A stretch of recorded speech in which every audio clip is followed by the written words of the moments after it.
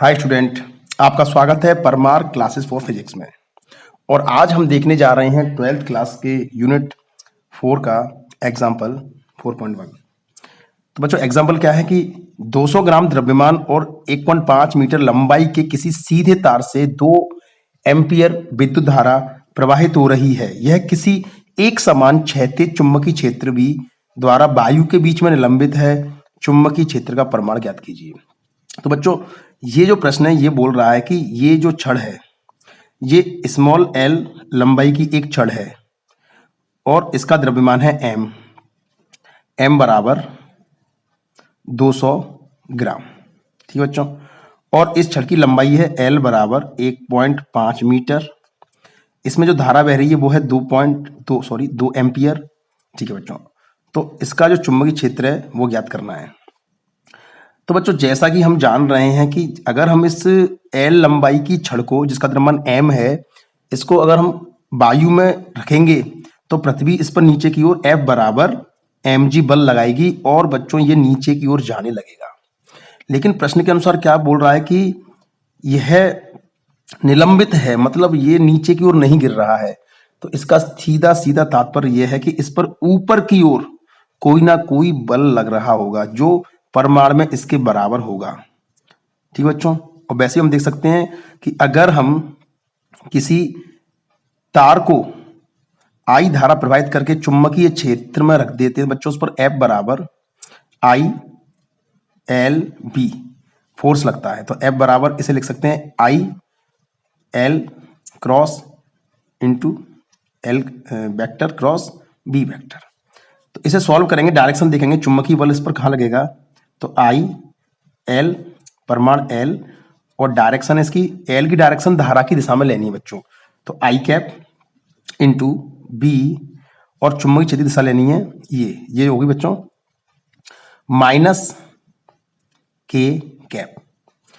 तो जब इसे सॉल्व करेंगे तो एफ एम बराबर I L B I cap cross minus K cap. तो बच्चों अब हमें क्या करना है, अपनी उंगलियों को आई से के की ओर मोड़ना है, माइनस के की ओर। तो ये होता है आई की डायरेक्शन, ये होती है जे की डायरेक्शन और ये होती है के की डायरेक्शन और ये डायरेक्शन हो गई माइनस के।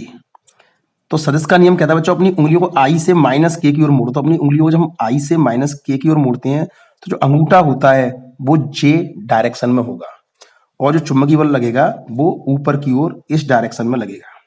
तो बच्चों इससे हम यहाँ से ये निष्कर्ष निकालते हैं, या हम चाहें तो अपनी उंगलियों को अपने अंगूठे को धारा की दिशा में करके उंगलियों को अगर हम चुंबकीय क्षेत्र की दिशा में खोल दें तो हथेली पे जो लंब डाला जाएगा वो चुंबकीय क्षेत्र की दिशा को बताता है। ठीक बच्चों, तो इस स्थिति में इस छड़ पर चुंबकीय क्षेत्र द्वारा ऊपर की ओर चुंबकीय बल लगेगा और इसका परिमाण होगा एफ बराबर आई एल बी। अब बच्चों होता क्या है कि अगर ये बल ज्यादा होगा तो ये छड़ नीचे की ओर जाएगी और ये बल ज्यादा होगा तो छड़ ऊपर की ओर जाएगी। लेकिन वो कह रहा है कि निलंबित है, ना छड़ ये नीचे जा रही ना ये ऊपर जा रही, मतलब संतुलन की अवस्था में। तो जब संतुलन की अवस्था में होती है बच्चों तो दोनों बल परिमाण में कैसे हो जाएंगे, बराबर।